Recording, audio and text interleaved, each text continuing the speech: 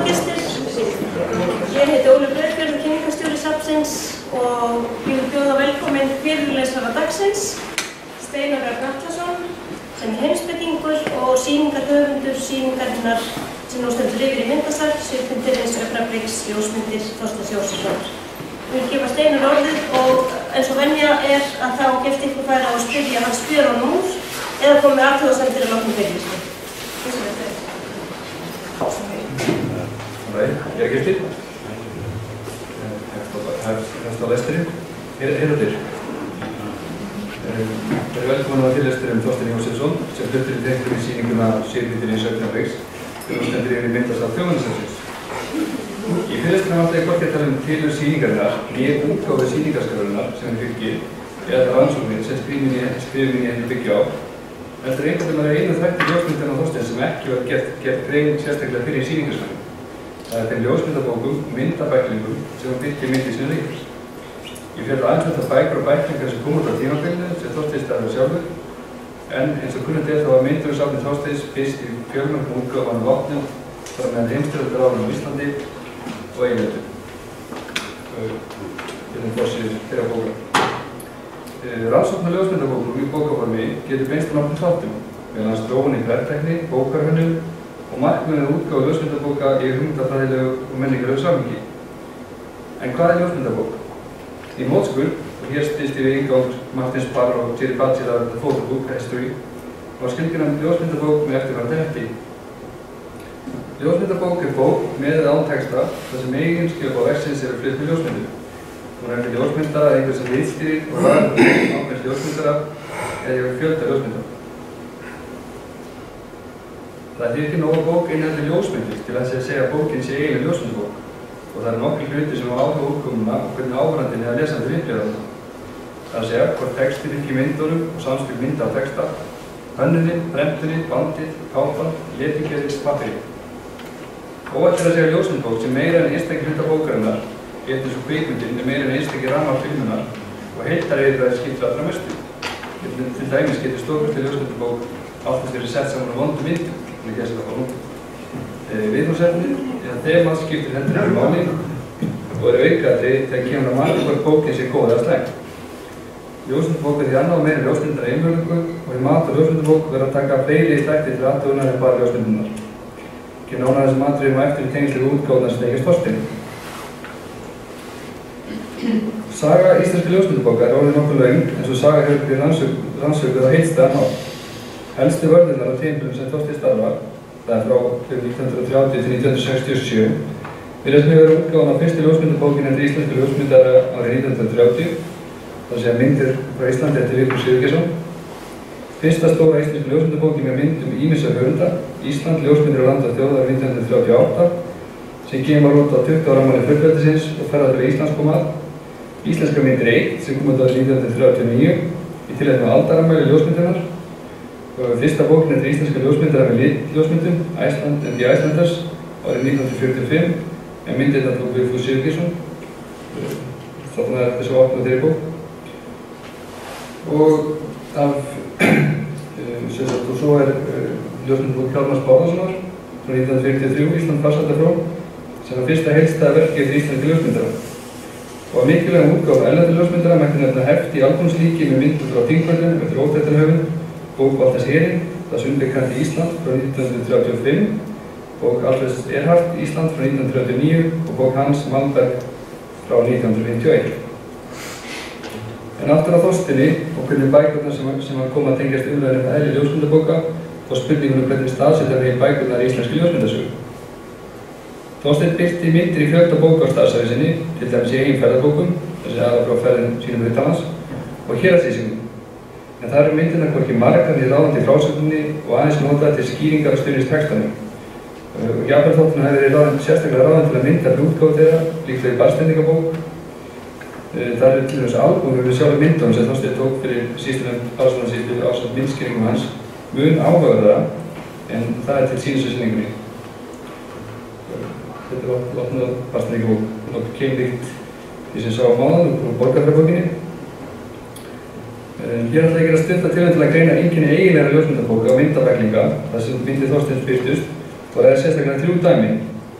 og hann handla mig við bækur sem gjarnan voru á Íslandi, en Þorsteinn birti líka myndir í Íslandsbókum sem gjarnan voru út meðal annars í Þýskalandi, Danmörku og Svíþjóð. Þegar allt er talið, eru 12 ljósmyndabækur með myndir Þorsteins að ræða.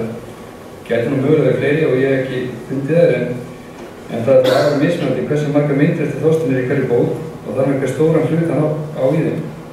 Þess ber líka geta í sleppi gera að nefna Forsetabókina frá 1961, en þar birtist ein mynd eftir Þorstein sem hefði áður birst á Fossi útvarpstíðinda árið 1944 og bækur Þorsteins eru eftirfarandi: Ísland, ljósmyndaland og þjóð 1938, Súnir frá Æsland 41, Ísland í myndum 43, Eklugosið 47, Reykjavík í myndum 48, Ísland 50 ára ljósmyndir 48, Ísland voru á dag 49, Ísland myndir og minningar 51, A Day in Iceland 53, Ísland í myndum 57, Þingvellir 61 og Iceland A Country of Contrasts 1962. Þessi listi sýnir útgáfu bókana, en Ísland, ljósmyndir og landi og þjóð sýnir fyrstu útgáfur bókana, en Ísland, ljósmyndir og landi og þjóð var til dæmis endurútgefin í þrígang næsta áratuginn og það er tvígang með 9 úrvali mynda. Og maður líka nefna að Súnir frá Æsland, Eklugosið, A Day in Iceland og Iceland A Country of Contrasts skerir sig út fyrir að vera stuttir heftar myndabæklingar en allir gerðir út í litlu broti. Þessi bók, þetta er þess að þú er nýtt bókinni Ísland í myndum, en Þorsteinn skrifaði sjálfur gagnrýni á bókina til þess að eiga myndir í henni og taldi þessi bók þá bestu sem hefði gefið út þangað til. Og niðurröðin smekklegri en áður og ástæðan taldi hann það tvær, það er að segja þróun í ljósmyndagerð og smekkvísi veljenda. Og tilgreindi sérstaklega opnuna hérna sem dæmi góða myndir. Og niðurstaðan svo að þetta væri vandaðasta og fallegasta myndabók sem hefur gefið út fram að þeim tíma. En þá aftur á Íslandsbókunum. Flesta bækurnar, eða sérst bækur Þorsteins, þar sem Ísland er fyrsta orðið í titlinum, eru innbundnar með tiltölulega miklum fjölda mynda. Oftast koma nokkrir eða allmargir ljósmyndar af þeim bókum og því gera bækurnar ákveðið yfirlit yfir nálgun, hugmyndir, stöðu og viðfangsefni íslenskra ljósmyndara, bæði atvinnu áhugamanna á tímabilinu sem þeim ræðir. Megineinkenni bókana þær eru gerðar til kynningar á landi og landsháttum og eða ætlað að vera eins konar minjagripir fólk, þjóðlegu staði fyrir bæði erlendu gesti og Íslendinga. Þeim fylgja inngangstextar þar sem iðulega er fjallað hluti á bæði sögu, menningu, jarðfræði, atvinnu og þjóðhætti og myndatextar til skýringar á myndefnum. Bækurnar eru ekki tilraunarkenndar, hönnurinn er einföld og það eru tiltölulega margar myndir í bókunum, allt frá 1 og upp í 4 myndir á blaðsíðu. Það er heldur ekki hægt að segja að tilraunir sem gerðar neinu marki með uppröð mynda eða einn sé að skapa eitthvað með því að stilla myndum upp andbæðins öðrum eins og pari eða andstæðum og það er verður frekar að sýna dæmi ákveðna hluti og því verður listaðinn ásetningur út undan í myndaveli og hönnun bókana. En eins og Æsa Sigurjónsdóttir hefur bent á var hlutverk Íslandsbókana að sýna land og þjóð leið að myndirnar staðfesti drauma nýrrar þjóðar farsælt mannlíf, menntun, blómlega atvinnuvegi og efnahagslega framfarir. Þá ljósmyndabækurnar hafa yfirleitt að hlutverk að kynna Ísland erlendis, því flestar með texta skrifum á með 3 tungumálum. Það voru þar einnig ætlaðir Íslendingum og það svarar vissulega spurningunni hvað Íslendingar vildu sjá og hvað þeir vildu sýna. Menn virðast hafa verið nokkuð einhuga eftir að sýna á hver var hið sanna mynd af landi og þjóð því bækurnar eru flestar áþekkar og sögmyndirnar birtast eftir hverri bókinni á fætur annarri.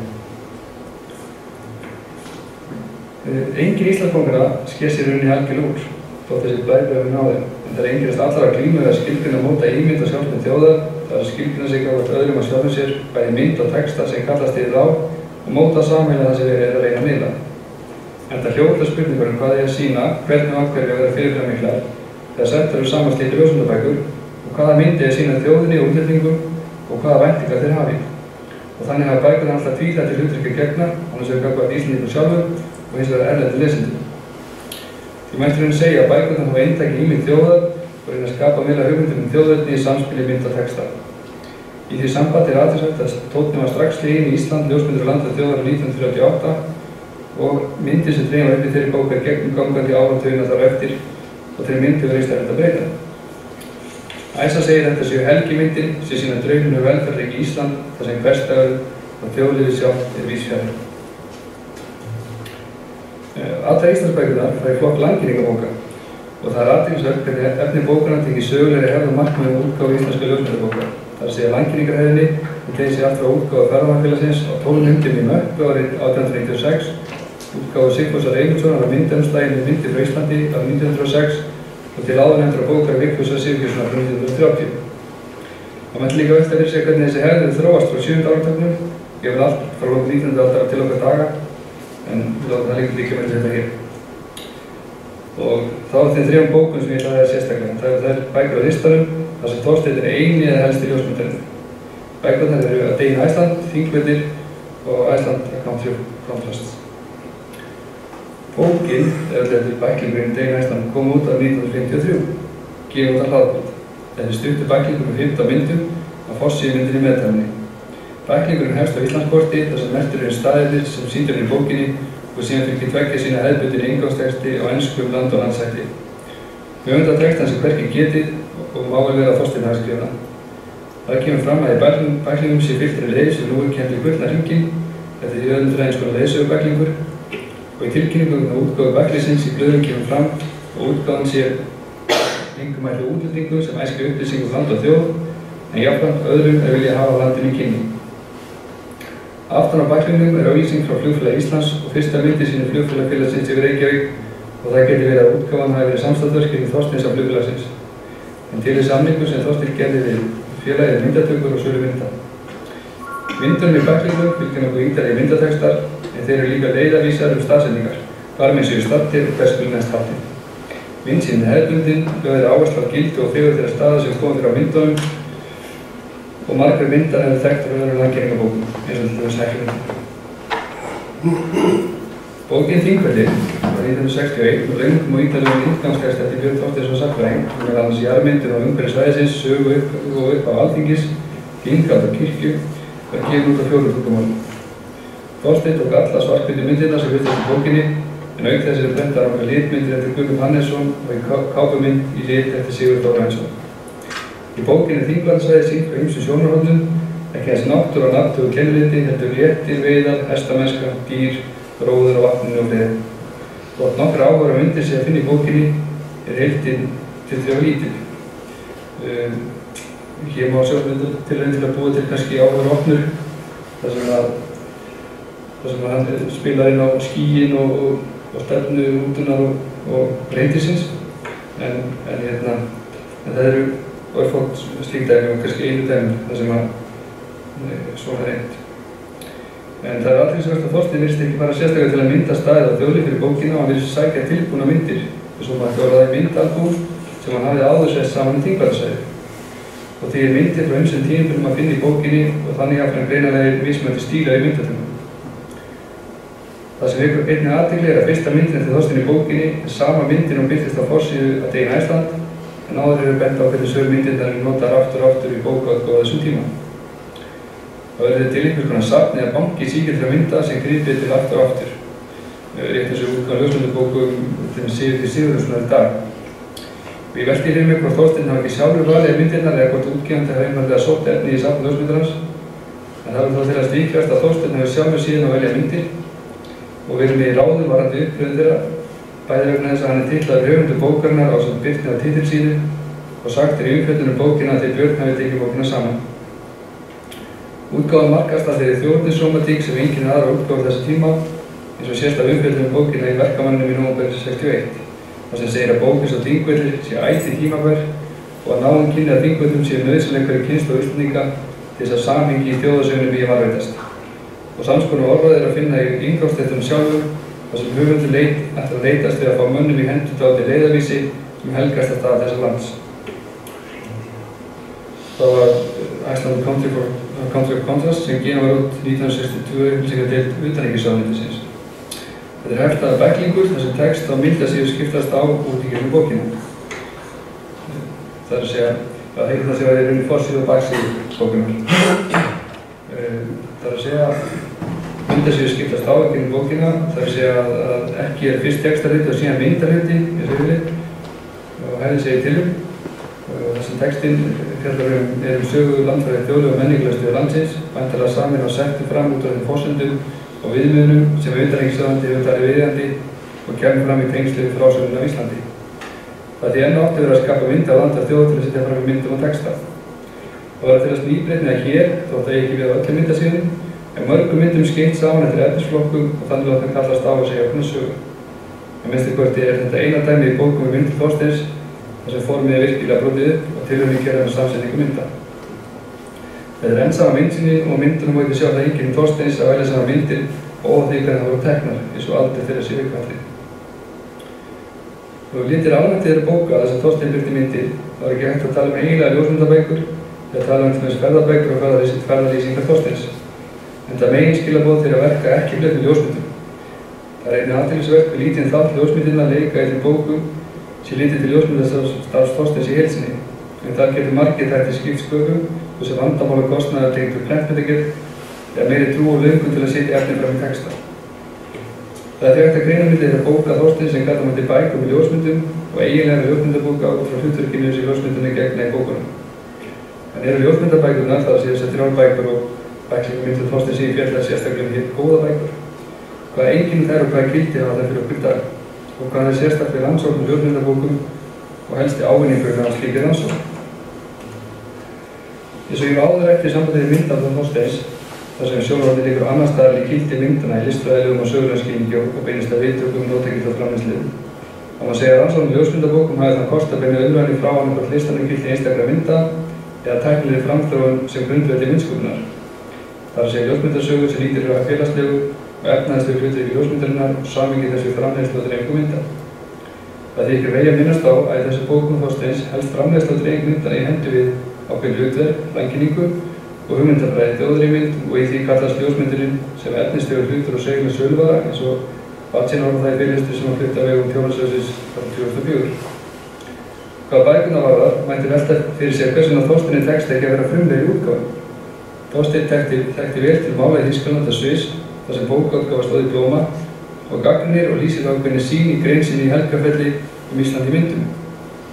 Því mætti spyrja hvort hann var einfaldlega bundinn af hefðinni, ekki bara gagnvart markaði heldur líka gagnvart prent og útgáfu þaðan.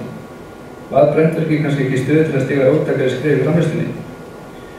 Það gerist að minnsta ekki sami hlutir á Þorsteini og þegar Hjálmar Bárðarson stígur fram í Ísland farsætta frón árið 1953 og nýjar áherslur sjást og erlendra áhrif að vera vart í útgáfunni.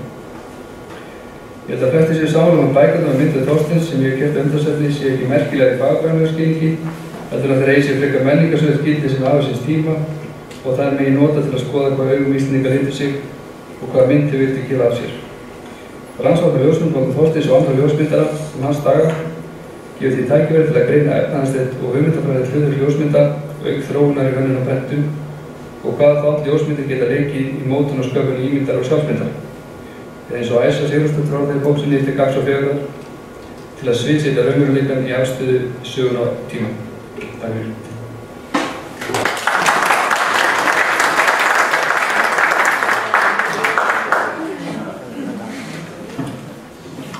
Ég vil þakka Steini fyrir áhugavert erindi.